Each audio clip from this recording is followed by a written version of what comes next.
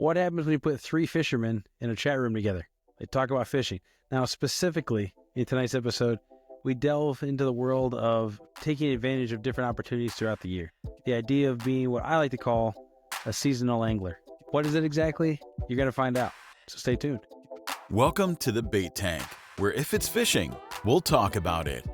Whether it's gear, techniques, stories, or the health of our waterways, nothing's off the hook. So grab your rod, sit back, and let's dive in.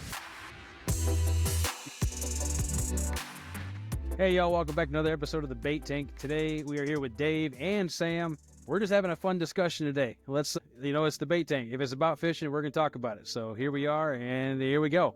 Dave, why don't you go ahead and tell us a little bit about yourself, man? I ran into Anthony because he posted something on a Facebook page that I've been a member of for a long time. It's this Rough Fish Facebook group. And I've been on that because of a different thing. There's a tournament they put on every June where you try and catch as many different fish species as you can in the month of June. Yeah, I mean, the prize is like a fishing rod. It's not like some mega tournament. It's more just to see what you can do. Anyways, Anthony put a post on there and was mentioning, I don't even want to get into it because I want you to get into it. I don't want to put any thoughts on your post, but I think you mentioned, like, do you want any guests or something like that? And I am a video maker. Like, I make my fishing videos into like shorts that I put on all the channels, YouTube, Facebook, Instagram, TikTok, or whatever. And I was like, yeah, maybe this will be a different avenue to talk about fishing. I've never done this before. So you said, sure, come on and we'll chat. So that's why I'm here. So there you go. That's my introduction. If I'm not mistaken, your YouTube channel is called T-Fish. T-Fish. It used to be Tiefsa, Tiefsa, but I'd run into people like when I'm out fishing and they couldn't pronounce it or spell it. So I just changed it to T-Fish. So people could actually find it. So there you go. So my wife and I, we have our own fishing channel too outside of this. It's called Yak Shore Outdoors. And I had the same problem for a long time. So everybody calls me Yak now out in the public when they see me. So it works out pretty good. Yeah. Why a yak? Kayak fishing, bank fishing. I was trying to combine the two. That's all I ever did. I didn't have a boat. I liked fishing, and I was like, "What can I do?" I thought it might have been your spirit animal, or because they look delicious. Hey, look, I'm big, warm, and fluffy on the inside. Don't get me wrong here. Hey, like my spirit animal is a sloth, dude. Like for real. Start calling you Sid. So there's this one app. I can't remember what it is. It's Fallow, and you get to track random animals. Well, not random, like you pay for a tracker. But this is like my favorite guy. His name's never mind. His name is Calypso, and he's a sloth. Like, I always joke around my friend because he moves faster than me, obviously, but he should. He has 2 feet. But Calypso's speed is 0.3 feet per hour. I'm like, dude, they put a tracker on you. And so this thing's been tracked for like a year, and it's only moved for like 0.8 miles. And I think he's had help. Like, I think there was a vet visit. All of a sudden, one day he moves like 0.2. You're like, oh, that happened. I was like, I think they went for a vet visit. So yeah, sure, that's funny. But yeah, no, the group that we met on is Rough Fish. You call that right? And I had reached out because that group in particular is very enthusiastic about the native fish species. And one thing we wanted to cover in the show more was to educate and put out information for people about things you don't really think about in the fishing world. Everybody knows about bass fishing. Everybody hears about trout fishing, cat fishing. Everybody talks about the techniques, the spots to be, and all that stuff. But what about some of the stuff that actually makes that happen the way it does? Or to what effect does doing these things affect the natural world, right? So that was why we tried to do this podcast and do more about talking about things. It's not so much that we're never going to talk about fishing at all, because we do. It's more about what can we talk about that isn't covered by the mainstream that might help somebody become a better angler, or just to think of things about outside of the box a little bit, if you will. But yeah, so I made this post, because with that general knowledge of that group having a lot of biologists and a bunch of other stuff in it, thinking, oh, hey, this would be cool if anybody's willing to talk.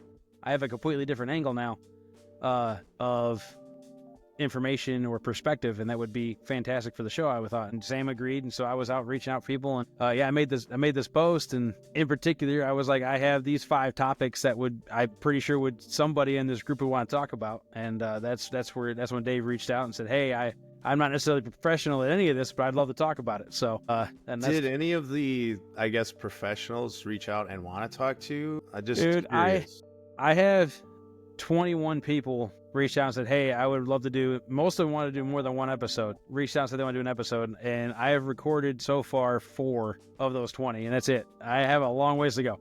And I still have other people that are hitting me up to do stuff too, and it's got a ton of traction and a ton of response. I was actually very surprised. I was expecting maybe 1 or 2 people, and probably hesitant people that weren't really wanting to stick their necks out, because the internet can be unforgiving, obviously. But, like I said, we're just talking about fishing. It's all this podcast is about, is just to talk, get the information out there, get other people's perspective, and just try to highlight some of the backwoods information, if you will, on the fisheries that we have here in the United States, especially. But even one of the guests, actually one of the ones I recorded the other day, he's from Canada. He was a fish hatchery, ex fish hatchery employee up in Canada, and that was an interesting conversation for sure. And the accent was very close to what I'm used to in certain parts of Michigan, so kind of felt at home. It's like I was talking to a family member.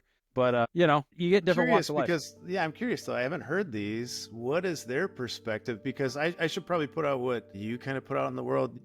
I kind of like fishing for common carp. Is that correct? I fish for everything. Okay. But common carp are probably one of my favorite species because it's so easy to get into. They're so prevalent, obviously. And yes, again, the downside of that blowing up conversation was that there were some people that, basically called me an idiot indirectly because I support naturalization of an invasive species. Well, you play the hand that's dealt to you, you know what I mean? So yeah, see, the thing that, Sam probably knows this as well too. We live by the Great Lakes. You're down in Tennessee.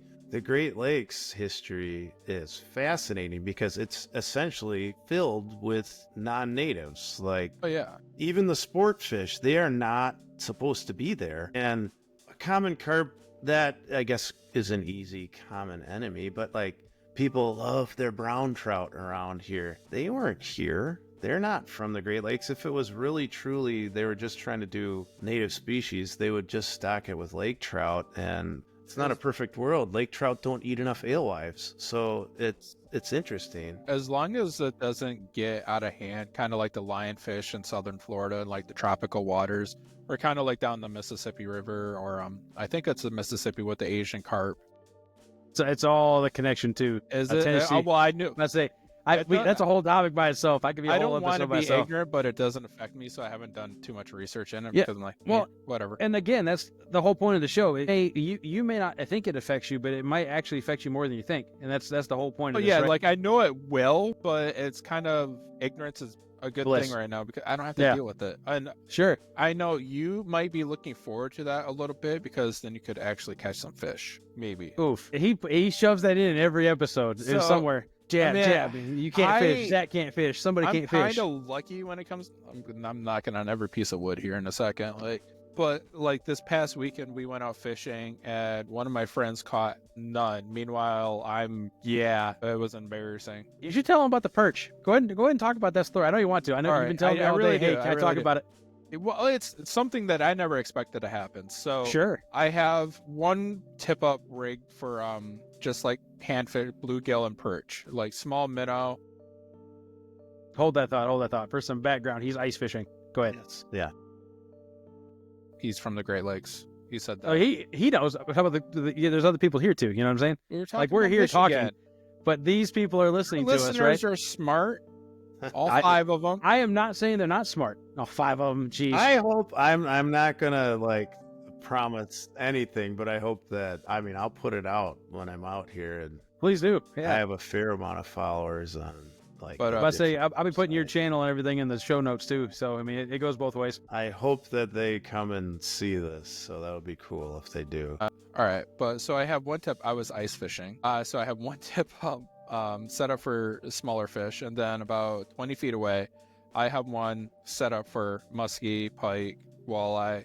I have a large shiner. He's probably about 4 inches on I'm running a crappie rig, so like a 2-hook system basically with steel leads. And I have like a 4 or 5 inch shiner on top, and then I have a 7-inch sucker minnow on the bottom. I get a flag and a 2-ounce pyramid sinker on the very bottom. So that hits the bottom and just kind of rests there. Meanwhile, the minnows just do whatever minnows do while they're being hooked. I try not to think about that, like the story of their lives. Like they could probably Right. writing their like memoirs or last will, like,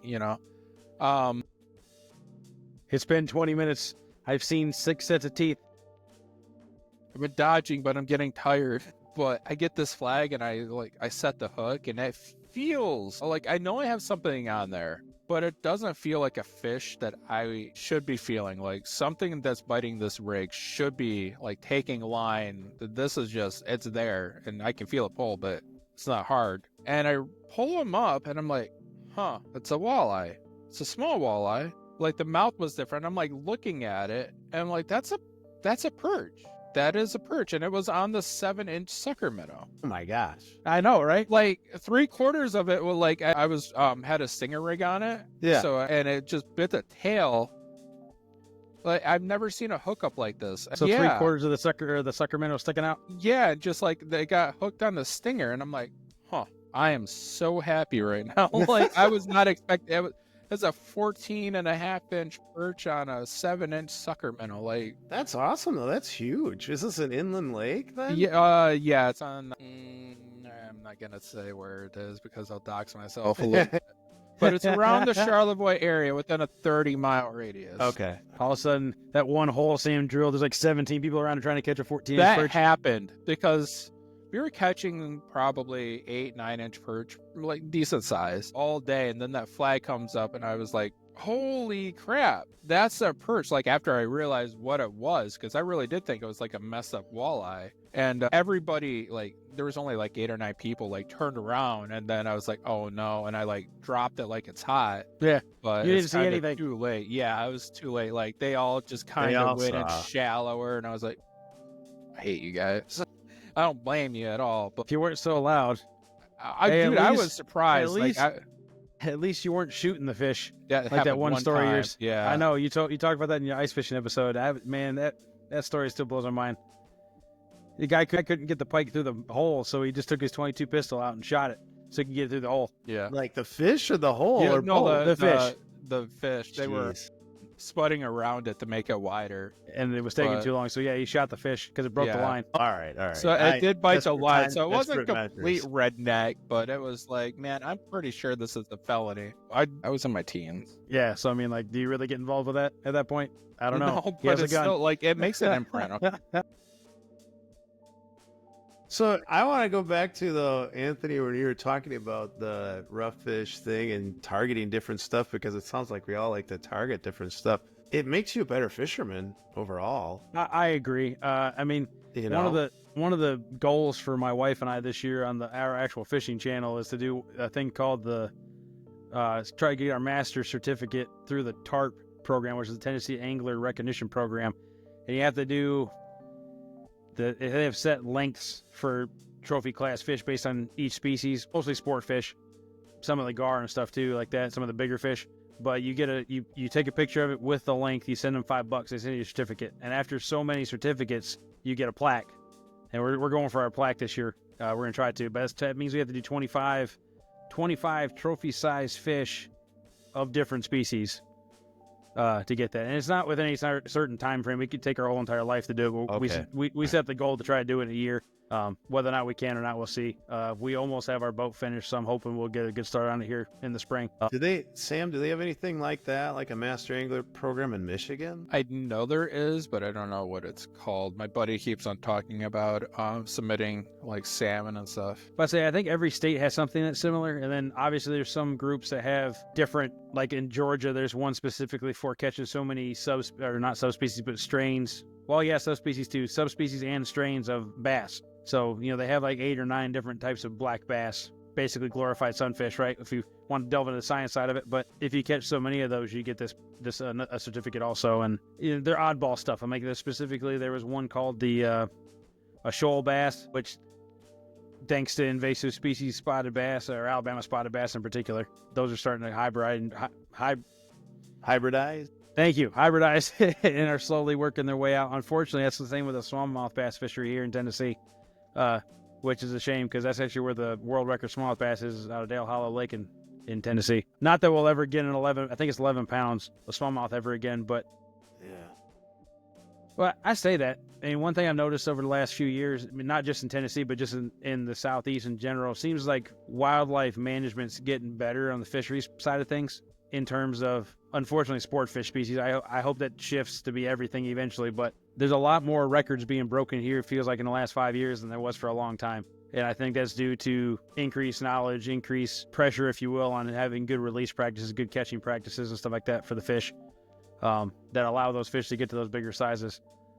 So I hope that trend continues, because it would be cool to see a bunch more records broken over the next decade. I like the fact that other species in the last, I mean, even I probably got into fishing 8 years ago, like fishing a lot, that other species now are getting more recognition or targeted too. It gives you a variety of opportunities throughout the year. I'll give you an example. Right now, something that is valued that wasn't years ago is burbot. Sure. And before, people used to think that was like A not a garbage good thing to fish, catch, like, and now yeah. it's starting to get regulations, and people are, like you said, catching some, and instead of just throwing it back, let's check what the record is. And I believe in Indiana, like last year, someone caught a record burbot, and so I didn't even know they had burbot in Indiana, so that's just, they caught it Lake Michigan. They caught it like right. Okay.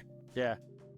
right now. I think you can catch burbot from shore. I'm gonna actually try this next weekend in Port Washington, Wisconsin, where I've caught them before from You shore. can, like, if you go in like a mouth of a river where it's kind of dredged deep or something like that, or just deeper than normal, they like to hang out there. Yeah. At least in Michigan. And then in Lake Winnebago, right around now, they'll start spawning on one side of the lake, and I know there's a ton of people that target them at the same time that the sturgeon spearing is going on Lake Winnebago. So it's like an absolute zoo out there So- these next couple weeks. Yeah. Sam, what was that time I told you the other day on the spear fishing season on Black Lake? 17 minutes. 17 minutes. I'm pretty sure that's the Yeah. fastest time in the last decade. I'm not sure. I've heard it be like as low as 7 before. I was about to say, I thought I heard 6 minutes at one point, but I don't remember what year that was. Like it was definitely single digit. Like I wanted to say 5 minutes, but I feel like that's a little too short. Well, and it's crazy because so it's like you everybody picked exactly the right spot to be. You have to call the DNR right then and there, because they have like half the state's officers there for that, because they have that festival and everything. yeah. Literally, the only reason they got over harvested the last couple years is because at the last second, 2 people got one. They both called it in, and it took that long to process. So they didn't cancel this, or it didn't end the season because it wasn't official yet. And then all of a sudden there was 7 caught or 6 caught when there's only supposed to be 5. So yeah, I say caught, speared, whatever. From what Yeah. I understand, they're going to probably start doing it more like they might already do this, where it's more like a raffle, like you need to get your tickets beforehand. Kind of like It was- bear hunting or something like that. where we Kind of put- like people elk get hunting, tagged. yeah, where it's like a lottery system. I Yeah. heard they It might be wouldn't doing surprise that. me. That would I feel like that would be better, and in the long run, it would bring more money for supplying resources to northern Well, that Michigan too. instead of like cutting down our trees, which is completely awesome. There's a big thing right now where the DNR is trying to cut down like 1,000 acres for a solar farm, which kind of affects everything up here because that's a large, and I hike and backpack in those woods. I'm like, really? like, no, I don't want to see metal Yeah. panels. I have so many memories in those woods. It's like, why? Be taking your kids or grandkids down there, be like, remember, under that solar panel used to be this thing. Well, Hey. my dog, which you might hear her breathing in the background. For that, I apologize. No worries. She's snoring. Anthony, you're saying you have a 3-year-old? Is that your only? Yes, I only have one. Yeah, my daughter, her name's Josie. She's gonna be 4 in May. Still learning how to walk. She was born really early. She was born at 23 weeks and 3 days. Oh, so she's a real preemie. She was 1 pound 4 ounces when she was born. Wow. I mean, she went through all kinds of stuff. I mean, I could give you a whole hour of just her medical history. But long story short, between the brain bleeds and between the lung problems and all this other stuff, she's tough, man. I'm proud of her for sure. I joke because I have some Scandinavian blood in my lineage, and so I'm like, oh, it's the Viking blood. She's fighting through everything, But she's tough for sure. And actually, I got a chance to go fishing with her today. She's learning to reel the rod in. She's still trying to. She thinks she just does this. That's her casting. Looks more like fly fishing. But she enjoys it. I don't have a hook on it, obviously, when she's doing that because I don't want to hurt herself. But Well, yeah, I've got 3, and I'm in the opposite boat right now where my youngest is 15, and they all used to fish with me, but now they've got their own stuff going on and whatnot. So I'm going to end up with more time coming up soon Nice. to fish. Yeah. It's going to be a totally different world for me in a little bit, you know. Well, honestly, so my wife wasn't into fishing until a couple years ago. She would go with me, read a book kind of thing, just to get outside or whatever. But I can't remember what the first thing that she caught with me was. I want to say it was just a red ear sunfish or something, but it got to the point where I was catfishing, I was carp fishing, I was catching these bigger fish. You know, nothing huge, like 10 to 20 pound fish, but enough to catch her attention, so she wanted to try it. And with that fishing in particular, she could sit and wait, so she could still read her book, right? And well, then she ended up catching her first 30-pound catfish while she was pregnant with my daughter. So that she's been hooked ever since. But really, because of her liking fishing now, and because we're hoping my daughter will, and my daughter's lack of being able to be mobile, she has cerebral palsy, so she has to use a walker and stuff. But she's working on hopefully getting out of that eventually, but we'll see. But that's the idea for the boat. Gotta give her credit. So with my amputation, I use every walking assisted device you can think of. I can't use one of those. So she actually has a gait.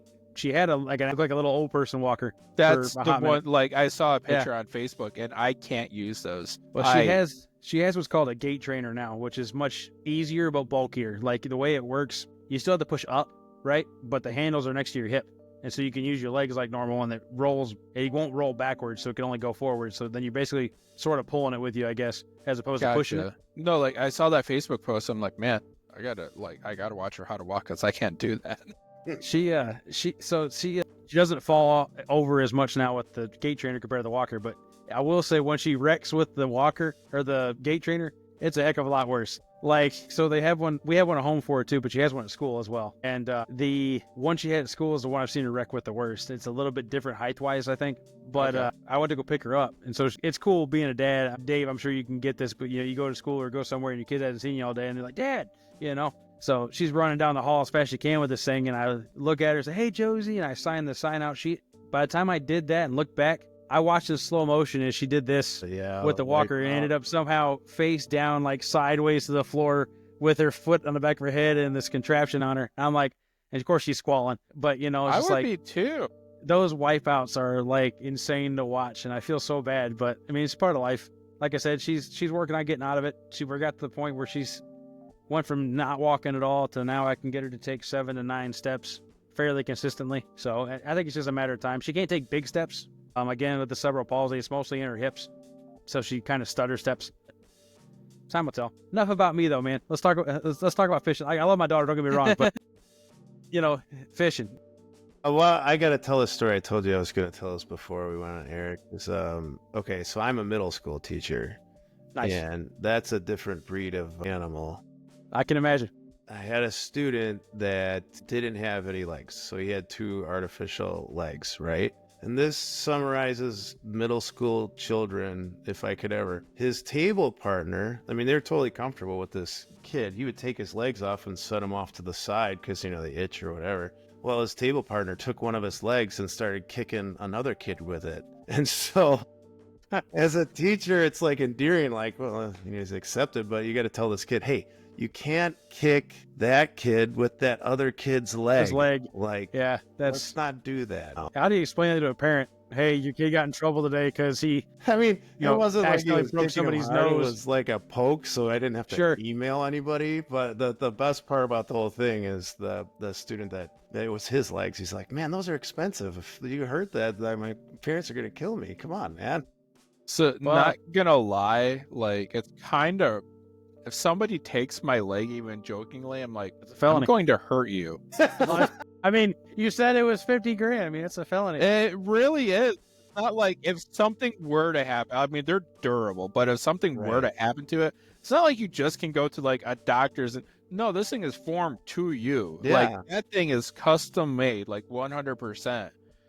And like my buddy he's like, people joke around. I'm like, no, you get off my leg, you pervert. Like one of those things. Oh, and like you said, it's foreign to you. I mean, you had that one pin break because you slipped on the ice at the appointment for the leg, right? That So pin wasn't in my leg. Well, it was in my leg, but it was in my leg, like the leftover part of it. right, the part it wasn't supposed to be in. Like, yeah, like my real leg, that was a pin, Right. like I moved. Yeah, because I have what's called an Erdl procedure. So here's a tib and fib. There's a bridge between these two, and there's a screw going into that.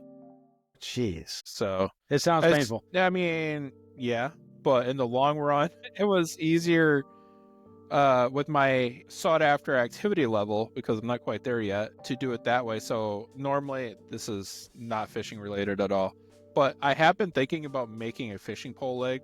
I don't know if it's gonna. That would be Okay. insane. What are you going to do with like once a leg you outgrow it?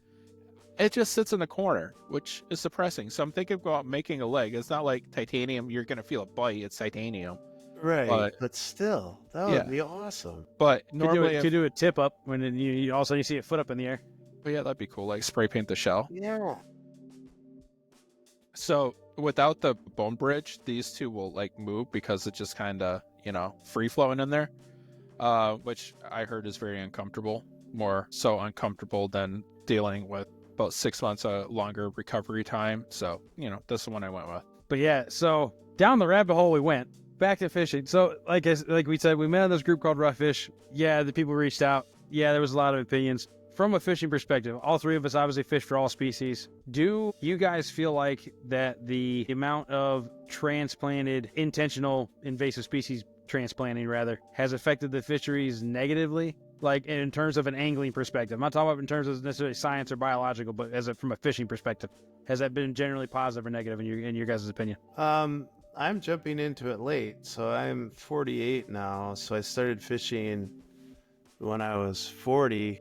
I would say I don't have a strong enough opinion because I haven't fished the same body of water for an extended period of time. I think the people that really would be the valuable people would be someone who's fished the same fishery for decades, like Sure. 10, 20, 30 years, because those people would have a deeper understanding of, is this fishery better or worse or whatnot. I mean, in an ideal world, you could restore everything to what it once was. I mean, common carp aren't going away in the Great Lakes. I mean, none of those fish are going away. There's entire industries built on those stocking programs of salmon and trout. So, I mean, One thing. Yeah, I'm sorry, go I ahead. live right next to a fish hatchery. It's really cool to just go and look at. Well, what I was going to say is that guy from Canada, I was talking to him, and specifically they dealt with 4 different strains of rainbow trout, which were all unique. There was one that was unique because of the place it was in. There was one that was unique because of what it ate compared to other rainbow trout.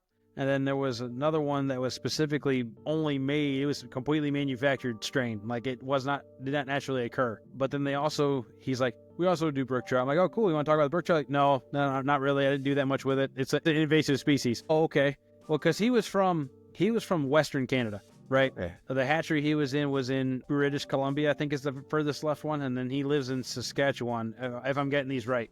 Don't get me wrong. Don't hold me to that. My geography skills are not great, especially not late at night.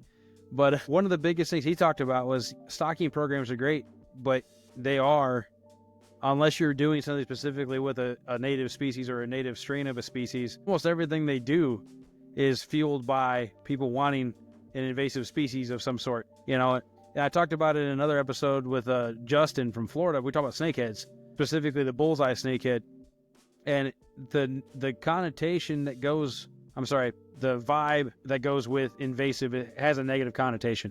But really, when you look at it and you look into it deep enough, you could even argue maybe even 80-85% of what people fish for is invasive in some form or fashion. So to what extent that is a problem has been muddled, Like, it's obviously not okay in terms of, the natural species that were there are dying or are gone in some cases, right? But there have been several studies and several cases where you can look at it. And again, one of the terms I use a lot is naturalized. As anglers, it's something we hear a lot, right? From a biological term, I'm aware, again, that it's not biologically correct. Again, with that post, I can't remember the gentleman's name off the top of my head, and I wouldn't want to say it anyway because I don't want to give anybody a bad impression of him. But he was very adamant about how that's an incorrect word and that shouldn't be used and there's no such thing and all this other stuff. But from an angling perspective, I think the definition they used was 200 years of time that it takes before a fish is 100% in equilibrium with its environment. And obviously that's going to be based on waterway to waterway, right? I mean, if you have,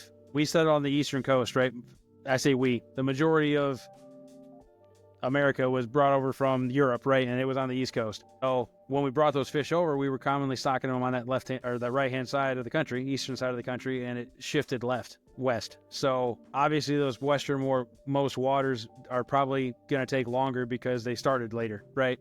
And I think that's where a lot of the confusion, if you will, in my opinion, of naturalization comes from, is because does it take time or does it just take a certain situation? One of the points that Justin brought up in that snakehead episode with the bullseye snakehead, due to what type of habitat it can thrive in, and due to the fact that it doesn't seem to have a tolerance for salt water at all, it's really only in like 2 or 3 counties in Florida, and it's not going to go anywhere else. It can't go anywhere else because it's too cold. So, I mean, I think the big thing is if you have something that's native, you got to protect that. Like, you got to use your powers to do that, like, to the highest extent. Like, even I know out west, some people have brought muskies to some, illegally, and muskies around here, Wisconsin and Michigan, that's like the highest one because it's a native. Like, people love that. It gets huge, whatever. But yeah, it can destroy a fishery because they're bigger than the other things and they can eat more. So yeah, I just think it all depends on the body of water. We've created a ton of waters or waterways that are perfect for common carp by damming rivers. And a lot of times that's the only species that really does well in those. sure. And then we've got bow fishermen, especially in Wisconsin, that are uneducated and they're like, oh yeah, I'm getting rid of the invasive. And then they dump a pile of buffalo. And it's like, no, you're shooting the natives. So it's like, there's so many people that have the idea of what they should do, and I don't think it should ever be done unless it is under like a very strict guided regimented program where this is what we're doing.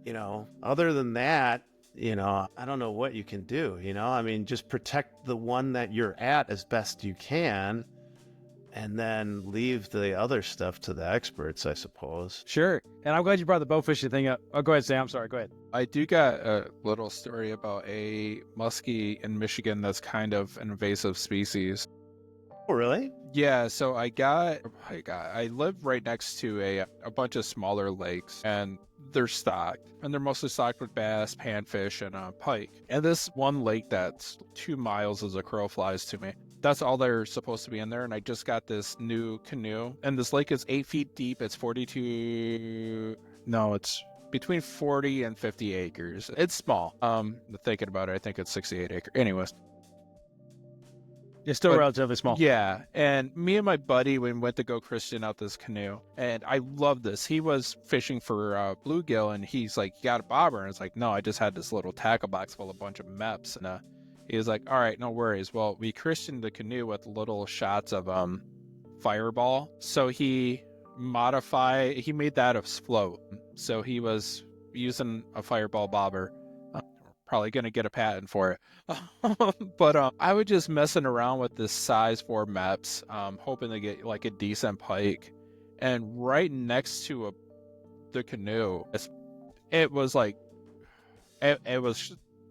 Jaws compared to like this boat. Like, it was just huge. And it came out of the seaweed and just slammed. Like, there was bubbles. It almost capsized the canoe. And I was like, what? Like, I know that pattern. That pattern is very distinct. There's only one fish that size with that pattern. I was like, I don't think that's supposed to be in here. Like, I really don't think that's supposed to be in here. And there was a witness there, obviously. Like, he saw it, and not to mention, like, it grabbed that line so hard, like, it almost did throw us over. And I contacted the DNR, and they're like, are you serious? I was like, yeah. And he's like, well, we did catch somebody transplanting muskie into that lake. He said that 5 of them got away. Like, he released 5 of them. And I was like, well, they're alive and well. He's like, how big do you think this fish was? I was like, fisherman's story, 54 inches. Reality, probably about 42. But yeah, I mean, it was a fish that's not supposed to be in that shallow water. Like, I think the deepest point is like 7 to 10 feet. Like, you can see bottom always. But no natural predators for that thing except for old age. Like, Right, yeah. and like dude, there's monster bass in this lake. Like I was throwing I love Lunker Hunt. Is it Lunker Hunt? I don't know. Like the company that makes all the oddball lures. Lunker Hunter or Hunt. Yeah, thank Lunker you. Hunt. Yeah, sorry, yeah. And I like weird lures, and they make like this bass or this turtle. Like I haven't seen Yeah. the turtle yet. I've seen Yeah, I've seen, yeah, a lot, I've seen I've a lot of been- the other ones. I throw that turtle at least once every time. Like there's lily pads, and there was this lake is like the Ninja Turtle training ground. There's just lily pads everywhere, and I was like, and we counted like 78 turtles. I'm like, if there was ever a chance of me getting a bite, this is it. Sure. And I caught a 4.5 pound largemouth that just like picture perfect, just out of the water, kind of jaws attacks a seal. I got it to the boat and I spit out the hook. Right, You sure at it's the 4.5 boat. pounds then? I was actually really sure because like its mouth was about yay big. Like it could fit the turtle inside its mouth just fine.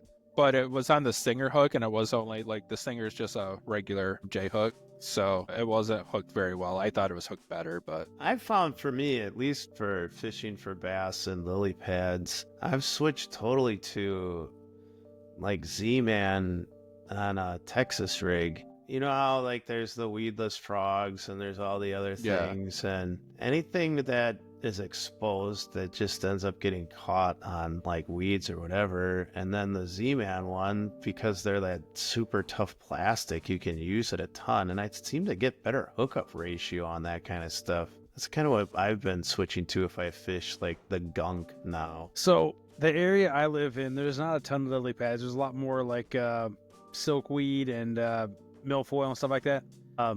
But one of my favorite childhood lakes is called Bass Lake up in Michigan.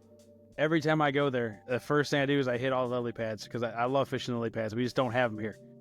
And actually, the biggest bass I've caught on that lake, I want to say it was right under 4 pounds. It was like 3.75 or something like that.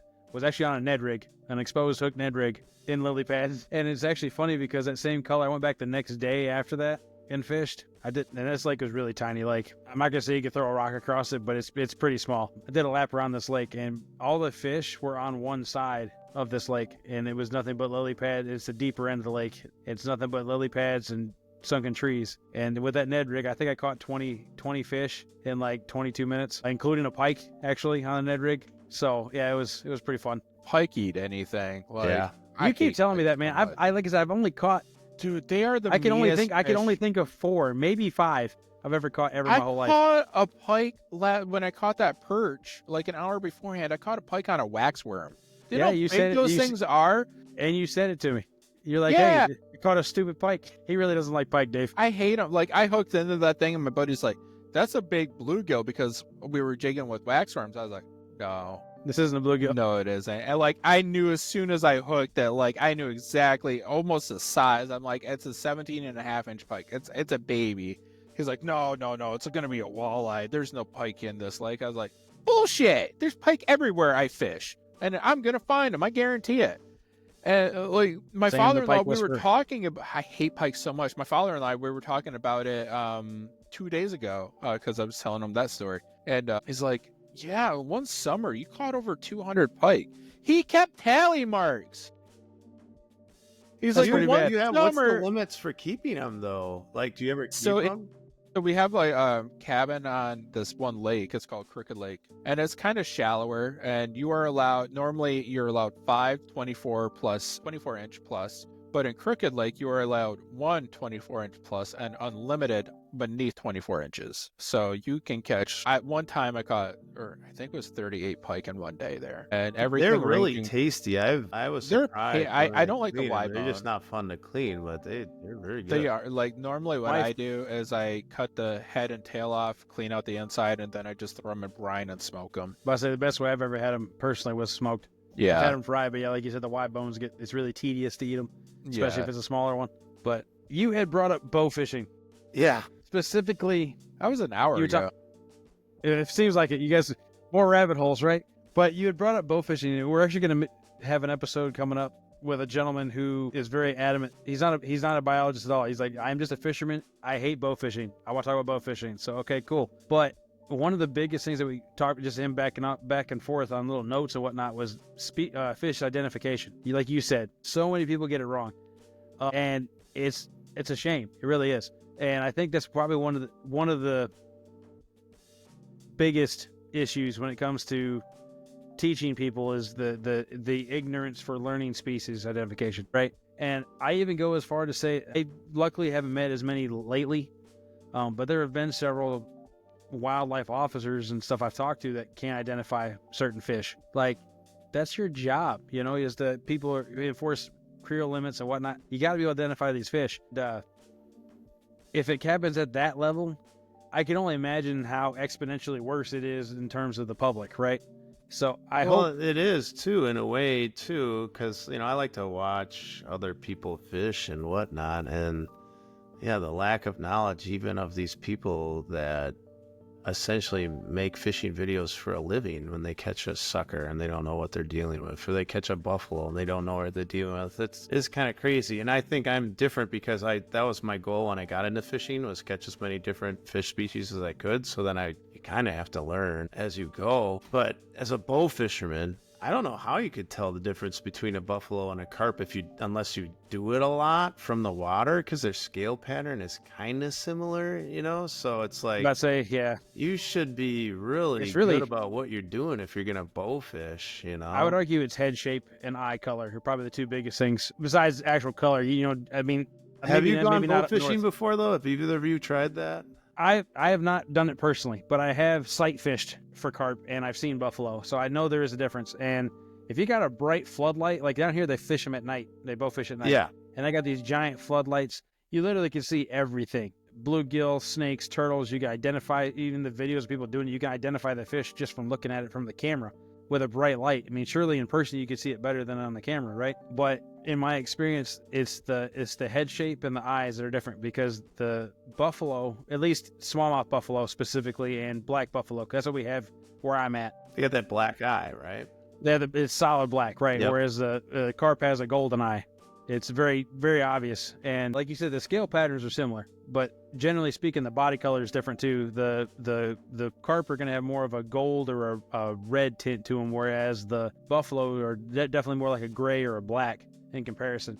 And obviously, it's going to be different from body of water to body of water. But I mean, if you're fishing the same spot or bow fishing the same spot all the time, you would think you could tell the difference for sure. But again, another thing that got me into the rough fish group was the idea of discerning trash fish and why are they trash fish and why do people do this. It's like there's a very, very different level of thinking between certain groups of anglers based on those species. And so when that happens collectively, that I'm gonna say bad knowledge is passed on, which doesn't help anything. It just compounds the problem. I think part of the problem too is how people value one fish over another. And I'll give you an example of that. So I fish the tributaries in the fall, and if they're open in the winter, and brown trout run up those, and rainbow trout run up those. They call them steelhead around here and whatnot. And people worship those fish like they're, the greatest thing in the world. And they weren't in this river before. It used to just be smallmouth and northern or lake sturgeon or whatever. So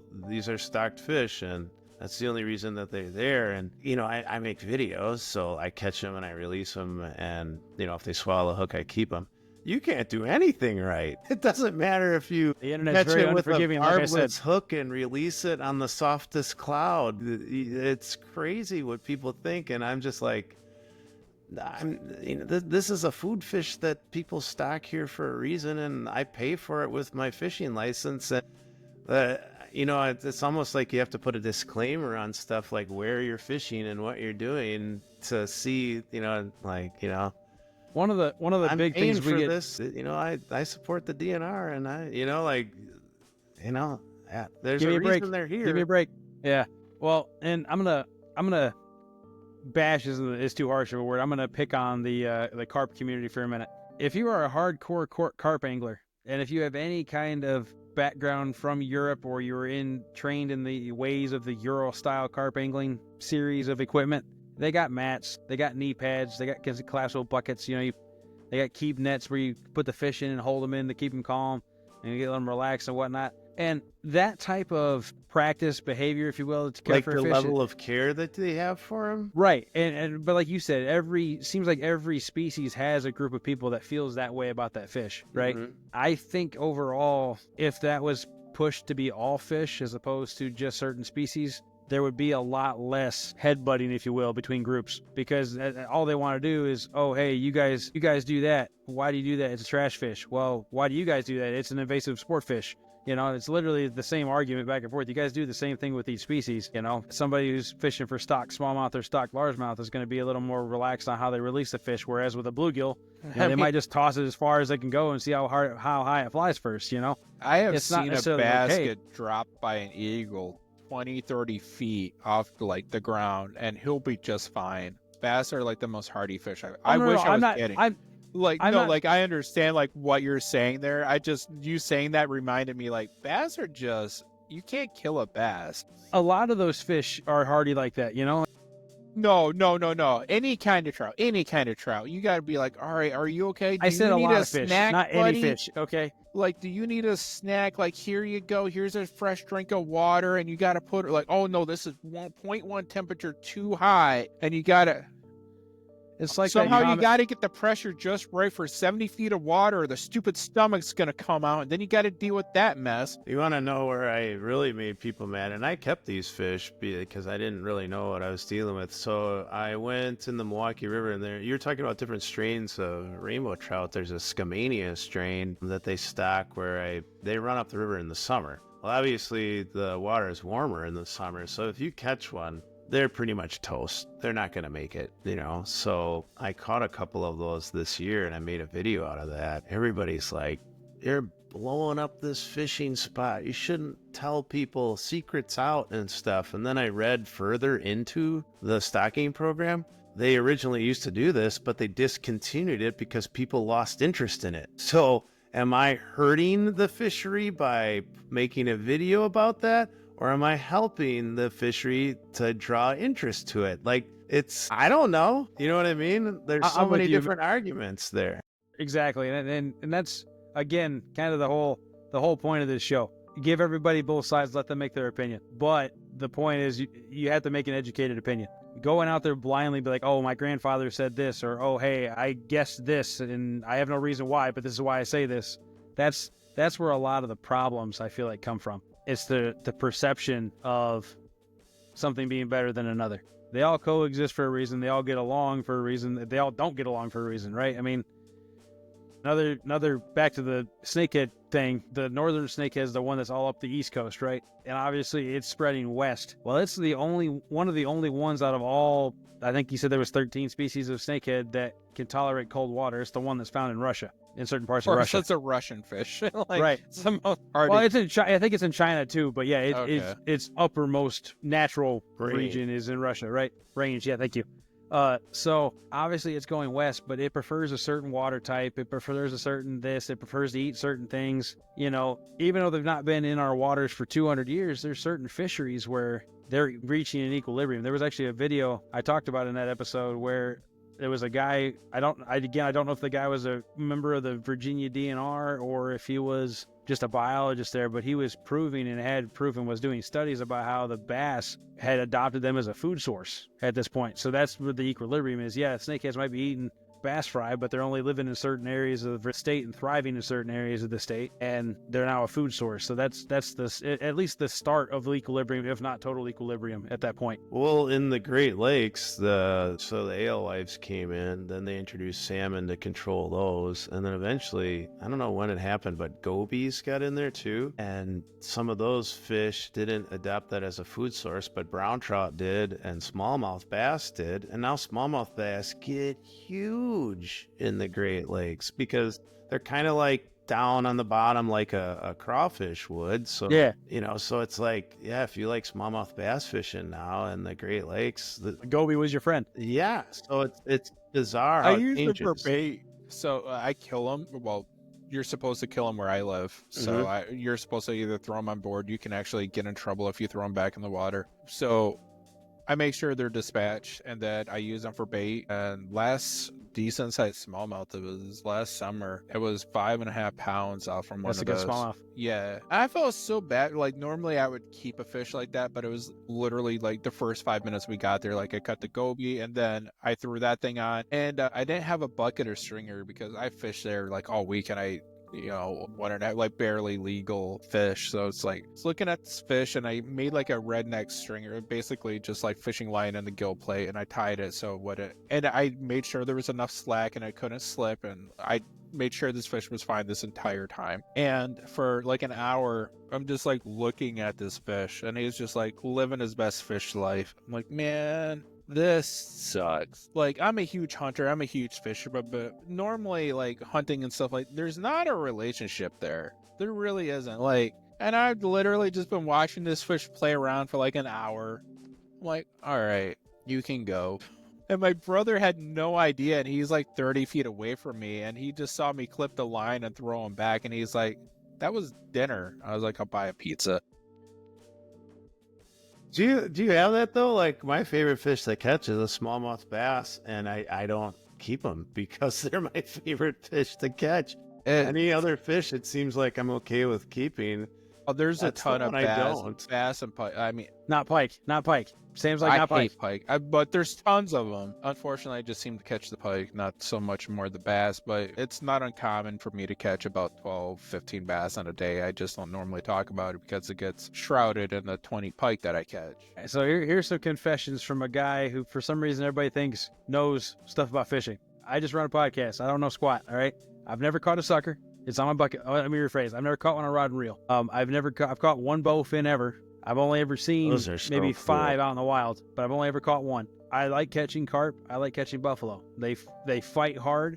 They're big, and there's a lot more water where I can take my wife and child, and I have access to them, right? Because I consider myself a seasonal angler, like you said. There's so many different species.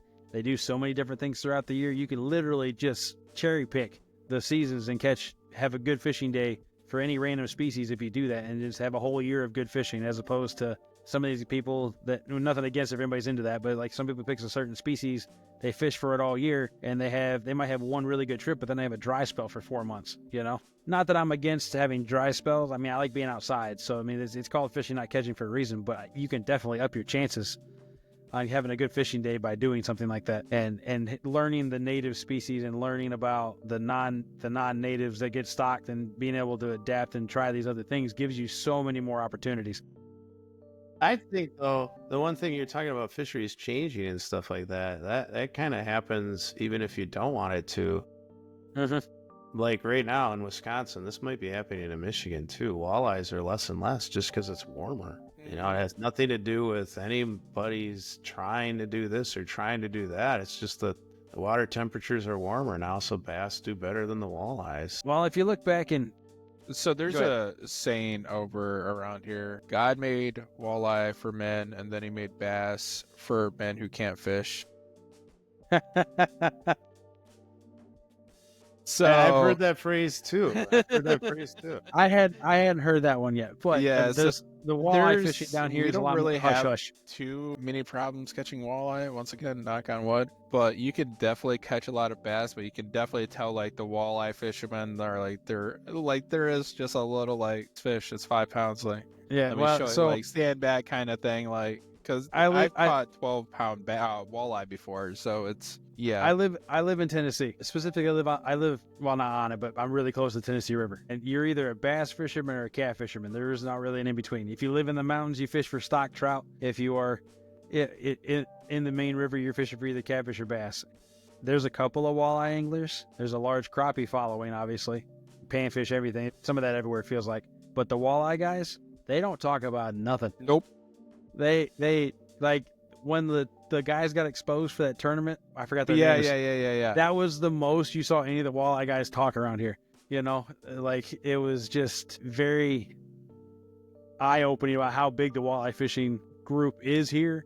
But yeah, they are probably some of the most tight-mouthed individuals ever. Exactly. Yeah, Well, and a like, lot of the people around here, they're keeping it. Like that's what they fish for. Them. They're Yeah. fishing in to keep it to eat, and because of that, then of course they don't want to share their spot or whatever. But another You thing don't even about it- share the colors that they're biting on.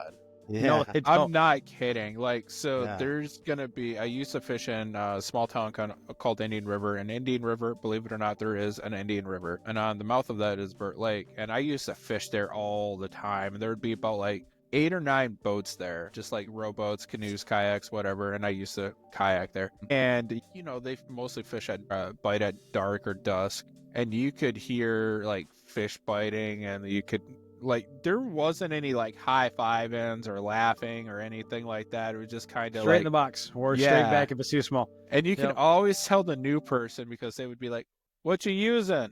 And you would always hear profanity back. Always. So it's actually funny because the fishery, like I said, the fishery tight mouth, 100%. But like the size limit, like a minimum in Tennessee, I think for walleye is 15 inches, and for sauger is 16 inches. That's same in Michigan is 15. Yeah. So like Why sauger bigger? Those don't get as big as walleye. That's weird. they're I don't know if they're more valuable or if maybe they're more native here compared to walleye. I don't Okay. know. And it's actually funny because on that TART program I was talking about, for me to get that certificate for a walleye, I had to catch one that's 28 inches.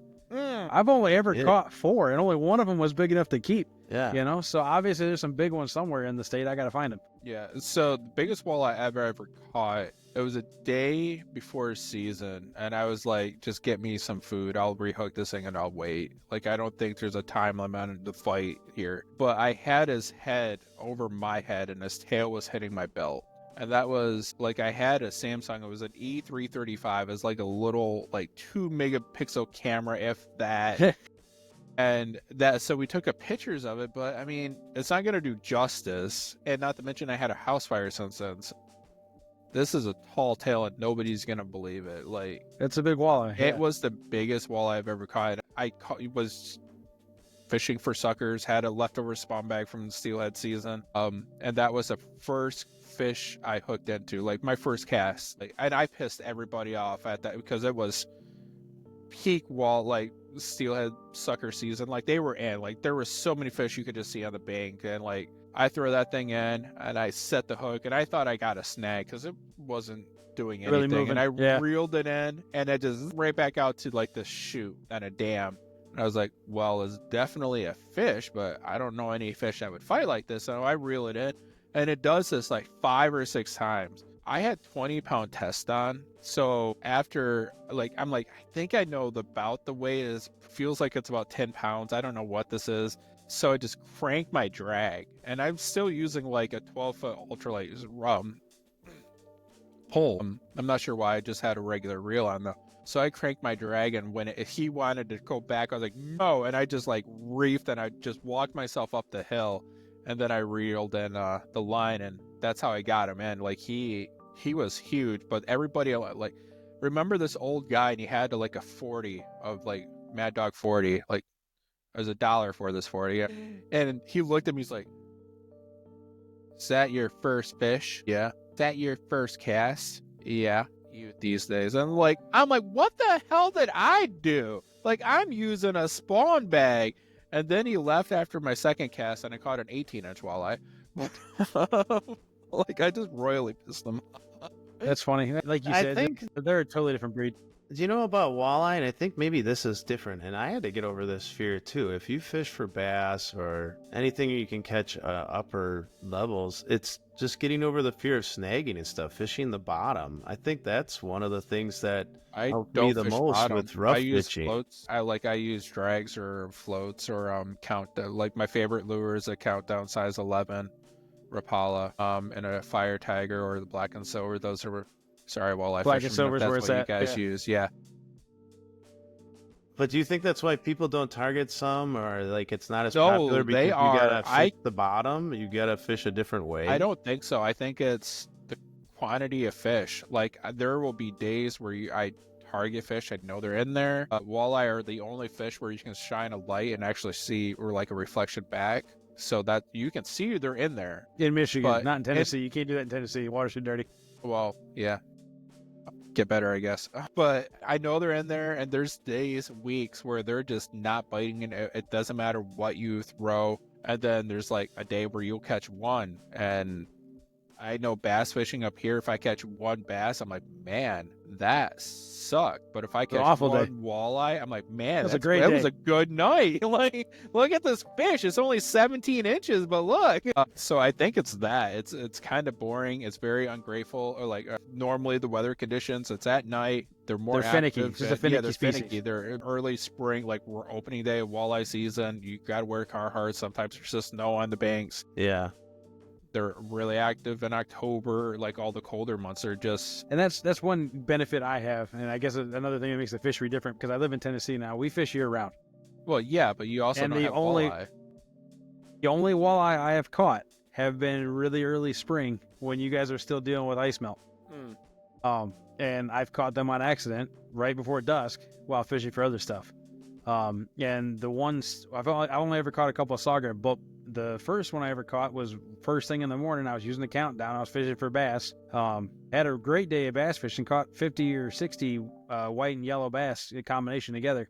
But I caught that one sauger. But like you said, if I was targeting sauger, that'd have been probably a great day, you know. But Yeah, from I mean, it turned a good day into a great day, though. I guarantee it. Like, I got you a new pull up species, a yeah, walleye exactly. when you're aiming for a bass. It's like, huh, I'm part of the cool kids club. I'm really sorry for the bass fishermen. Like, I love bass fishing too. I don't mean to shit all over you, but it's a lot harder to catch a walleye than a bass. Like, I would agree. Well, and it's actually funny you say that, because from Tennessee to Michigan, just the two main strains is northern largemouth bass and Florida strain largemouth bass. Two totally different fish. Yeah. Well, I really want to catch a peacock. Like that. Well, I'm not talking peacock bass. I'm largemouth Oh no, bass. you mentioned Florida, and when I think of Florida, I'm like peacock. Like that's the one thing I want to catch. Well, so I'll come back to that in a second. But I can go to Michigan. I can catch 20, 30, 40 bass and be like, that's an excellent day. Well, down here I might catch 5. It might be a little larger on average, but if I catch 5, to me that's a good day. And it's just some of it's to do with angling pressure too, because we have way less lakes overall than up there, right? They're bigger. Like I can, but in way 5 more miles, I can go to there 14 lakes. Right. So for where me, I'm at right now, the Lake Chickamauga is like 15 minutes from my house. Lake Nickajack is 35 minutes from my house. The actual lake, not the river connecting the two. Obviously, that is closer, right? But then, like, the next closest lake is Watts Bar. Again, about 35, 40 minutes. The next closest to after that is either Loudon or Parksville. And you're looking at like almost an hour or even more than an hour, depending on which part of the lake you're trying to fish. oh yeah, like we are definitely blessed up here with a lot better. I don't want to create hate, but like a lot better fishing. It's not But just we're like a lot better fishing, it's just the variety that you can target. But we are limited on the months we can fish, because even if you ice fish, there's going to be like 2 or 3 months where you can't. Yep, not safe. Yeah, and then there's like last year where the ice There was no ice me. fishing at all. I went once because I was tricked. Like I have a 4-inch rule where I don't like going on ice if there isn't more than 4 inches. You can go out on it, but I don't like it. But my father-in-law is like, oh yeah, there's enough ice. There's plenty. I was like, is there 4? He's like, yeah, there's plenty. Like, all right. And of course, this was a few months after my amputation. Like I just got off from crutches. So I'm like hobbling along, like still like learning to walk essentially. And normally I have my tip-ups far away from my pole, but I remember setting up like my tip-ups like 10 feet away from my pole so I didn't have to walk.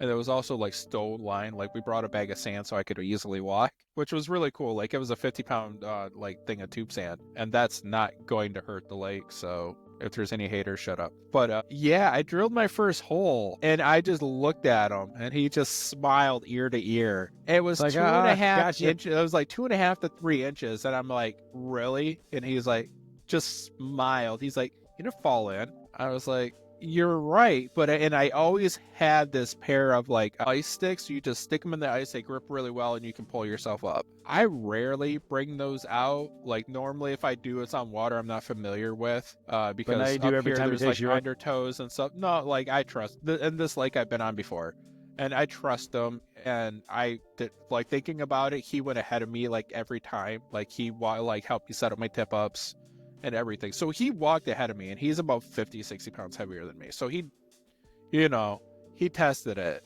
But yeah, I rarely take out those ice spikes, and I did that day on like a lake that I've fished for more than a decade. I'm like, no, if I fall in, I'm not gonna find out if I just swim in a circle this way. My That's wife, the joke, Dave. well, now this is how I know people in my family actually love me. They always send me the stories when people fall through the ice. Like, don't go on the ice right now. This person fell in here. This person fell in there.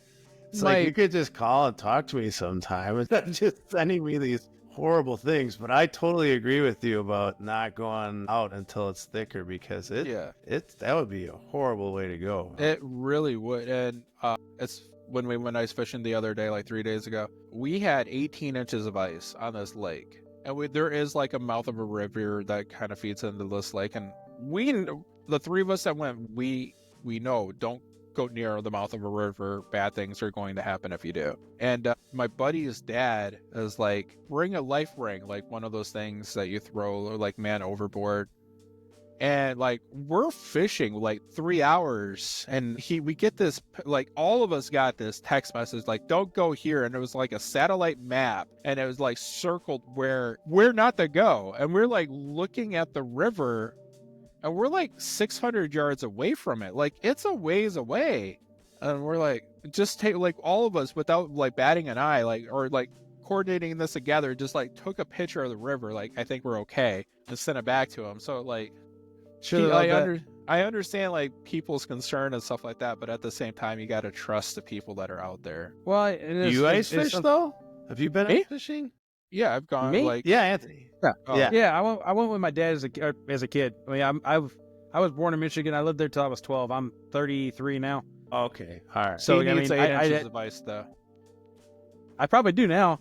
I'm a lot bigger now than I used to be then. Geez. I was like, yeah. shut up. Yeah, but it's something I enjoyed as a kid. I mean, obviously my dad, I'm sure I don't know. I'd have to ask him, but I'm sure he waited till it was thicker to take me out and my little brother out. Oh yeah, he would be in so much trouble. Oh, he would be. Do you guys prefer open water though? Me? Yes and no. Yes and no. I love the open water. I know open water better, and I feel like I'm better at open water. But Sam and I've talked about this numerous times. It seems like when it comes to colors of fish, and like in his words, if you wanted a trophy fish for the wall, it seems like you're always going to catch a fatter fish or a fuller fish, if you will, under the ice. Yeah. Obviously, that's species dependent, right? Because I mean, you're probably not catching blue catfish under the ice, but right? For some reason, like if you want a girthy fish in the wintertime with the colors popping, but for some reason, if you want a longer fish that's going to look good at a distance, it always feels like that's a summer fish. I don't know why, but I agree. I don't know if it has something to do with the metabolism factor of it, or if it's because they gorge themselves so much right before the couple months before that, or what. But I've wondered, because if you eat a fish in the winter, like the meat is a lot more firm.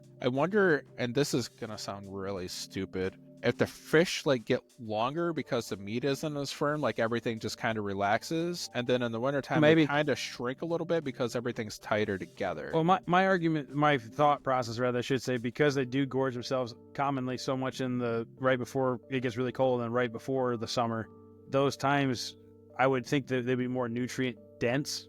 And I wonder if that has something to do with it. I did just say fish get longer and shrink though, so I'm going to get blasted. Like I'm just thinking, I sound stupid saying it, but like there's definitely a different in texture of meat. Like you can tell a winter bass and a summer bass. You can tell, like same with walleye, perch. It doesn't matter. Like you can. Wait, tell did you just say you eat bass on the internet? Did you just say that? Yeah. Did you just say that? Oh man, with Doritos, we're gonna get canceled. I know. We're gonna get canceled. It's coming. With the bottle. Can't believe you eat bass. I eat bass. I mean, I'm the same way. I'll eat anything if I want it. I'm currently. Well, the only person obviously, look at yourself. You said you got bigger. I'm the only person in my house that eats fish, so I do keep some. I do let go more than I keep because I'm blessed with the ability. Believe it or not, Sam, I'm blessed with the ability to catch more fish than I can eat. So what is you're blessed with the wife that has the ability to catch fish. That too. Yeah.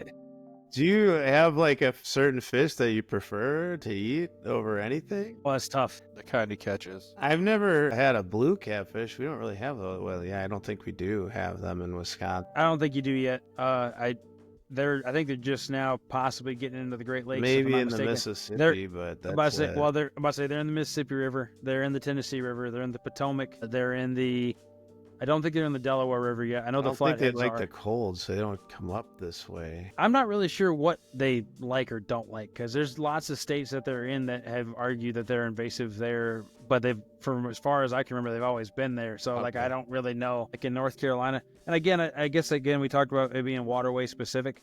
There's lakes in North Carolina that deem flathead catfish as invasive. Yeah. Yeah.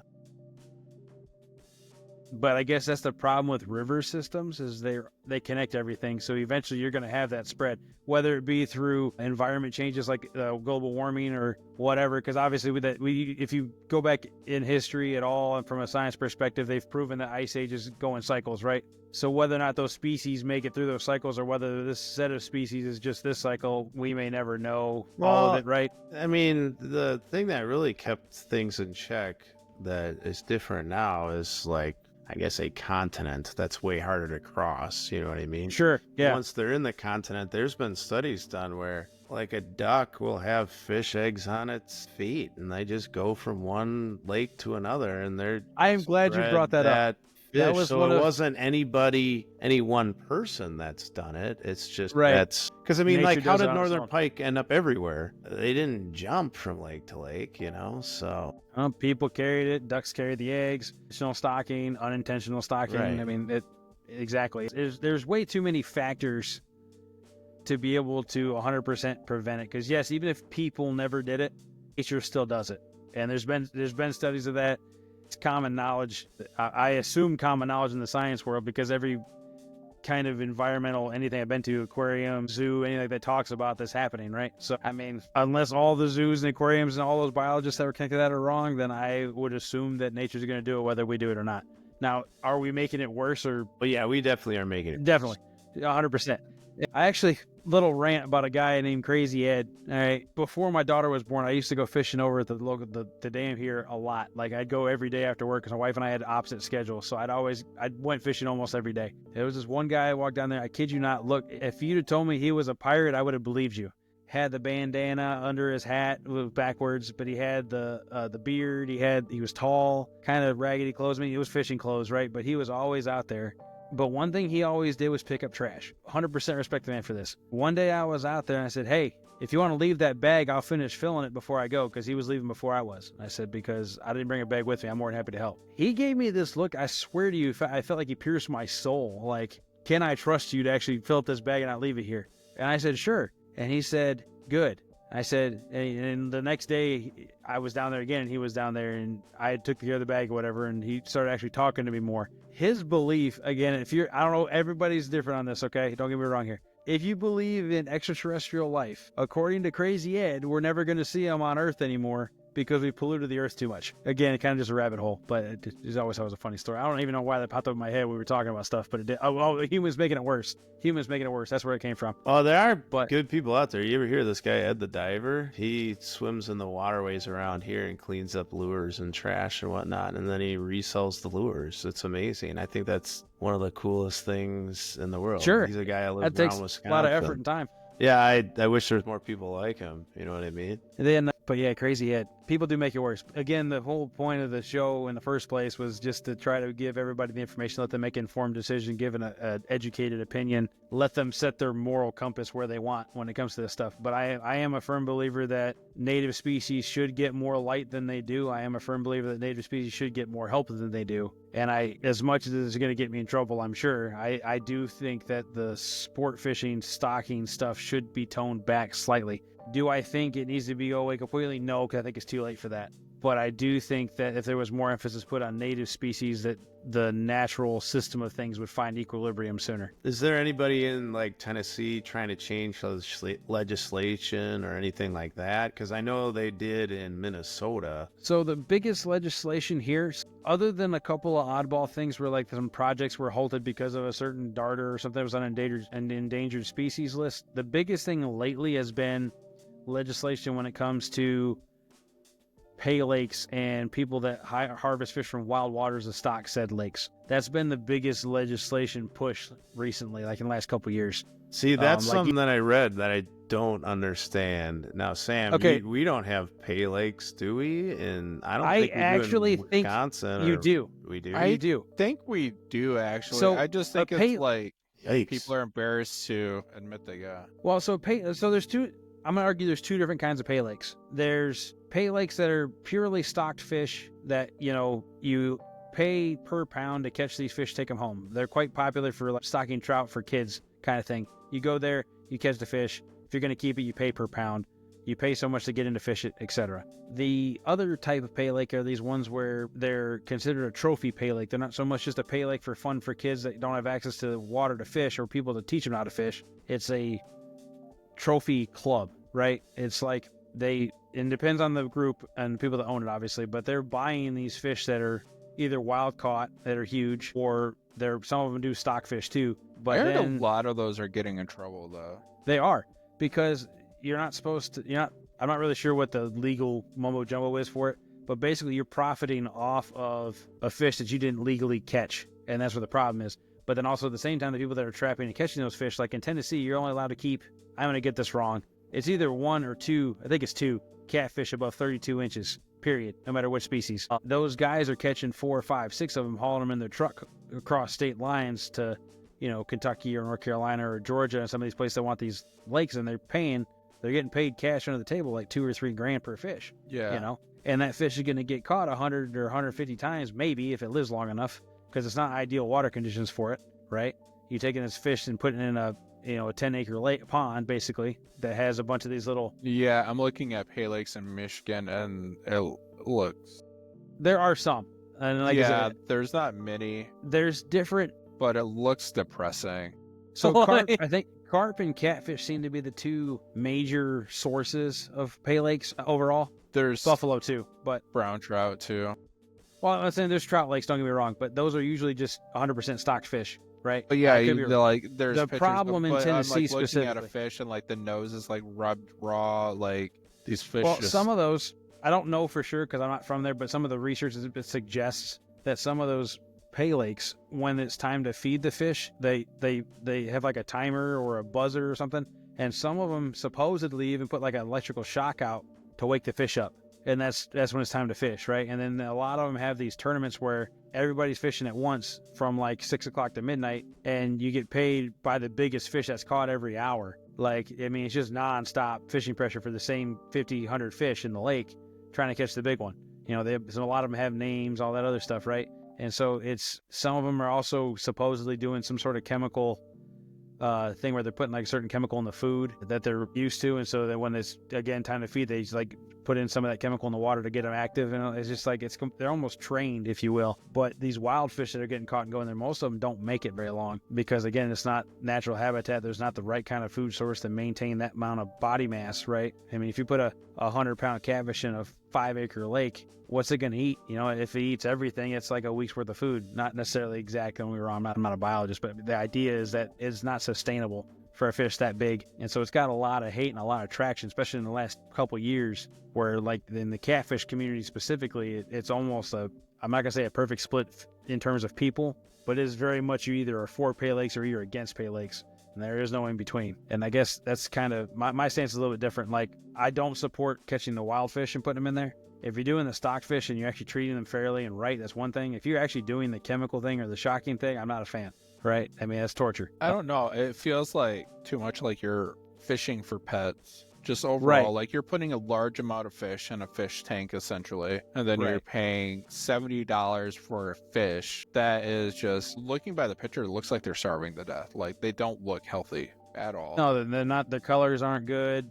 They usually have scars or bruising or lesions on them. I mean, a Yeah. lot of them. If you look at a lot of the reviews for the ones in like North Carolina and Georgia, a lot of them talk about the reviews like, I wouldn't go here. There was dead fish floating as soon as I got there. I mean, it's got a lot of negative vibe around it for sure. But the people that are diehard pay lake fans, that's all they do. They go on the weekend, they fish tournaments nonstop doing that stuff. Some of them make a lot of money doing that thing. And again, it boils down to where's your moral compass set, right? I mean, for those people, they think that's okay. And, whether it truly is okay or not okay, that's what each person has to decide. But the idea that, at least in my perspective, it's not okay. But that's actually gonna be a whole episode we plan to cover at some point in the future. I would like to get some people from both sides of that argument to actually give a full opinion, full everything. And I don't know if we would ever be able to get an owner of a pay lake to come out and talk about it, just because it is such a, I don't want to say cringe, but just because it's such a hot debate, I don't want to put anybody in a position that they're going to necessarily get shut down in either, if that's their way of living. But I would love to hear some of their opinions or see how things actually go and see how much of some of the myths are actually true and whatnot. But just from a perspective of what I've seen and just from the perspective of what goes on harvesting wise of wild fish, I'm not a fan of them because of that. You gotta get like an in-depth study on this, and it could be the next big Netflix Tiger King series. I think you need to investigate this hardcore. Maybe, I don't know, man. It sounds like a fascinating world, and I have no knowledge of it. So like, this is really the first time of me hearing about it. And I guarantee if you get the right people about it, they'd have super strong opinions and be willing to say, this guy has been taking fish from that river. I do my stuff ethically. I'm sure there's a ton of stuff in that world that would be fascinating to learn. But again, how deep can I go before I get in trouble? You know what I mean? You're not going to get in trouble. Do you have a pay lake that we don't know about? What are you doing? No, I don't. No. Yeah, can we interview you? Yeah. Sure. Yeah. No, I have a 55-gallon aquarium in my living room that I keep my live bait in between trips. That's about it. So this one pay lake I'm looking at, there's a no catch and release. They even make you keep the small ones, and if you throw it back, you pay $20. Yeah, well, I mean, on those trout lakes, especially like you said, trout were one of those species where it's kind of like. So they have trout, bluegill, and bass there. I got you. Well, like you were talking about certain species being more dainty than others. It reminds me of a comic between it shows like a dandelion and a rose, and it goes, oh, the pH of the rose is like, oh, the pH of the soil isn't quite right, I'm dying. And it shows the dandelion, and I'm not gonna say the word he used, but it's like, hell yeah, concrete, like he can live through anything. And there's, like you said, there's certain species like that. And again, everybody's interpretation of each species is different too. Not that I feel like I've blabbered for 45 minutes on just this, but like every person has to set their moral compass. Every person has to get to a point where they can make an opinion. That's when the changes can happen, whether it be good or bad or both. I mean, depending. The hatchery guy, when I was interviewing him, his view on it was invasive species suck. They're not going away, and unfortunately, they're funded by sport fishing money, right? They are. But at the same time, talking to somebody else, hey, I like fishing for these sport fish species. I like fishing for other species too. But at the same time, I wouldn't have these sport fishes to fish for if these things didn't go the way they did, right? So, I mean, there's positives and negatives to everything, right? Well, a lot of times the sport fish was the solution to a problem. Like in the Great Lakes, alewives came in, ruined the fishery. Lake trout didn't grow fast enough to eat them. So a guy at a fish hatchery had the idea, like, well, let's see if salmon, because they're eating machines, let's see if that'll work. And it did. And right. So, sometimes it's just the solution to another problem. So it's just like one problem, then another problem, then another. And then what can we do to try to still make it that people can catch fish? It's funny you keep bringing up alewives. There's actually a group of people that go fishing for carp with spoons out in the Great Lakes because they chase alewives. Yeah. They're crazy. I did not know this, and I was stunned when it happened. So I was in a harbor, and I was fishing for brown trout and burbot. Like, that's what's in the harbor right now in the winter. So I had a bottom rig, and I had like a golden shiner on there. Caught a 29-inch carp, just giant carp, live minnow. That's what it ate. And I was blown away. And then people are like, oh yeah. And then they tell me all the stories of the different things carp eat, from rounding up crayfish to, and I was like, that's insane. I did not know this. It's funny because the argument, I say the argument, it wasn't much an argument as much the facts they were stating was that when those fish get to a certain size, they have to change what food source they go after because it's the only way they can sustain their weight. And so, like you said, the alewives are a huge source of food for everything up there. And then, certain species eat more of it than others. Speaking of lake trout not growing fast enough, did you know that a sturgeon, a common lake sturgeon, can't breed until it's 23 and a half years old? Yeah, they've been stocking them in Milwaukee for years. There's a program, and they're starting to swim up the Milwaukee River now.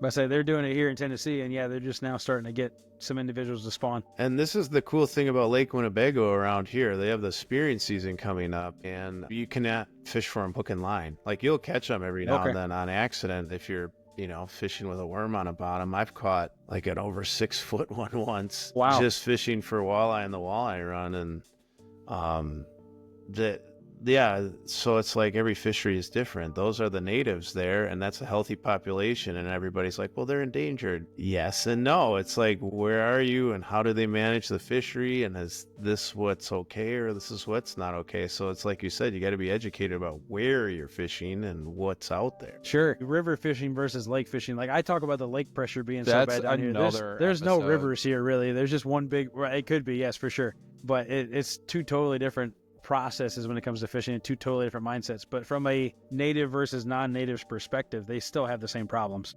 They do. And small story short, it seems you didn't ask me any questions. I'll volunteer this. I prefer lake fishing, but I don't prefer big lake fishing. Like Lake Michigan's too big, Burt Lake is too big, Mullet Lake still. I like smaller lakes with like, river, like there's a bunch of like Crooked Lake, Pickerel Lake, like things like that, where it's still a few miles, but you can see everything around you. Like we were looking for lake trout and we ended up almost in Wisconsin. And I thought about that, like, that's a little scary. And how much did we just spend in gas? Yeah. Right. For me, my favorite thing to fish is actually creeks. I like the variety. I mean, yeah, the fish may not get as big, but I like the variety you can get. Yeah. But now that I have a 3-year-old, it's not something I can do anymore. So I do kind of miss it. But that's another reason for the boat, so I can take her out more. And like I said, I live in the Tennessee River, which is a huge river. I got plenty of opportunities and access. It's just a different way of looking at it, different way of accessing it. Let's see. One more thing before we go. Let's see. So that post, you were the whole reason we met, Dave, is because of this post. You were specifically talking about the first 3 of these. I put up 5 topics. One was about the truth of invasive species. One was about bow fishing, should it be regulated? One was about native species versus game fish, which is the conservation priority, which we kind of touched a lot on that tonight. Obviously, I think native species should get more help than they do. But I do think that all species have to have some sort of help. Otherwise, people will just wipe it out, right? Fisheries management, what actually happens, that's a whole, I put that on there. That can't be one. I've realized very quickly that can't just be one show. There's so many different branches of fisheries management that it's never going to be just one show. And then obviously the Pale Lake episode, which you said could be a Netflix series. That'd be fascinating. You need to dive into that. That's going to be hard, man. I will go undercover. Yeah. If you pay for it. If I pay for it, sure. Yeah. No, actually, like that means a lot. Like I don't hate it. Like I understand there's reasons for high fence hunting and all of this stuff, like, for disabilities and stuff. But it really pisses me off when people are like, yeah, I just shot this 30-point buck and blah, blah, blah, blah, blah. I'm like, awesome, man. Like, where'd you shoot this? Well, my guide, he tracked it and he spotted it and he aimed my rifle for me, but I pulled the trigger. I'm like, shut up. I'm gonna bleep that out. Like, you can tell when Sam gets really sensitive about something because his profanity level gets higher and higher. It pisses me off so much. Like, I've had people do like, oh yeah, I shot this. I'm not kidding. I've shot this 12-point buck before. I'm like, dude, that's awesome. Like, tell the story. And it starts off with, well, my guide woke me up, and I'm like, I don't want to talk to you anymore. What? Like, you shut up. Like, a good hunting story never starts with a guide. It starts with, well, I was drunk and hungover, or something like that. Not, God, I hate people sometimes. But you were asking about my opinion on those other topics. Invasive species, the truth is, in my opinion, that they shouldn't be here, but now that they are here, what's the correct way to deal with it? I don't know. Am I going to fish for it? Yes, I am. Why? Because I can. And that's the only thing you can catch. Sorry. Whether it is or not, irrelevant, right? Bow fishing should be regulated. I think in its current state, it's absolutely garbage. If I went and shot 100 deer and put them on the side of the road to rot, people would want to hang me. Yeah, and there's always something you can do with the meat. Always. Always, yes. So there's always something you can do with the meat. And again, this will be a whole other episode with another gentleman at some point. Which, Dave, if you wanted to, I'm more than happy to get you on that episode too, if you want to sit in on it. Just because you like talking about oddball stuff like this. But it's do I think it could be regulated more? Yes. Do I think there's going to be at a point where it could be regulated? No. There's too many factors. You have to have game wardens that are sitting with people nonstop, basically, to be able to find every fish that gets shot. You have to sit with them and make sure they actually can identify species both above and below the water. Because if they can't do it holding it in their hand, they definitely can't do it looking at it under the water. And the idea of a trash fish just kind of makes me sick to my stomach. They got to learn how to shoot too. That's also true, because I mean, if you're like river fishing is like, so I've done it before, but when you aim at your target, you got to aim lower. And Right. then when you think you aimed lower, you got to aim even lower. Like it feels Well, like it you're depends on how shooting deep the straight water up is and too. down. Like the water Yeah. refracts. It so doesn't, the yeah, it does. different It doesn't matter how many, like it felt like I was a foot low and I still went over its back and it was only 3 Right. feet of water. Like it I was wasn't saying, very so deep. if these guys are shooting 10 feet of water, you know, and they're say that How the fish does is, the penetration work with 10 feet? Is that like, I don't I'm know. not calling BS, But is that possible? those floodlights, they're seeing that deep, and I see them shooting. Whether or not they're actually killing the fish on the shot, I don't know. There's a lot. I've caught a lot of carp with bow hunting wounds in it. You know, so I mean, I don't know what the penetration level is like. Obviously, it's not enough. If you're, and I've always been taught that if you're going to shoot something, you shoot it to kill it. Okay, so it's 2 to 4 feet deep. Is the supposed So yeah, for visibility and limitations of arrow penetration, but it doesn't mean that they can't go deeper. Well, at it doesn't mean people. people aren't going to shoot deeper either, Yeah. right? So then that's a whole other problem. The ethics or the knowledge that's passed from person to person is going to be different. Like there's bow fishing guides down here, and obviously they're going to teach them a little more about the whole, you know, make your shots count, all that good stuff. And I would hope they would do a fish identification, but they're still shooting buffalo just as much as they're shooting carp because of the trash So fish. normally Same with they gar. tell you the fish that. So I watch a lot of YouTube videos because it's one of those things where I'm like, this seems wrong, and I want to know if my feeling is right. So I actually did some research on it. From the YouTube videos I saw, I was like, all right, so this is this species, like this is good. Like you go ahead and shoot that one. Like the fish aren't really startled, like they're just chilling, laying in bed, which also kind of makes me mad because I'm like, how would like I shooting feel ducks that like are sitting if on the water. I'm like sitting on the couch watching Minions and somebody just comes and shoots me in the ass? I'm gonna be pissed. So yes, I have a 2-foot tall vampire minion just chilling right there in my bedroom. Like, bro, game room, I need to clean this room up. Like it's horrible. Well, Dave, like I said, I appreciate you coming up here today, doing the chit chat with me and Sam about all this good stuff fishing. Like I said, we're here. If it's fishing, we'll talk about it. That's our motto. But I know that you didn't necessarily have a topic in mind when you came up here. You just wanted to talk. And I appreciate the perspectives. I appreciate the questions. I hope that what we said was something that you could take away and dwell on or think about. Obviously, some things you agreed upon, but maybe something you didn't. I don't know. But why don't you go ahead and tell us a little more about your YouTube channel, everybody, for anybody's out there wanting to maybe get to know you a little better or maybe see some of the stuff you do.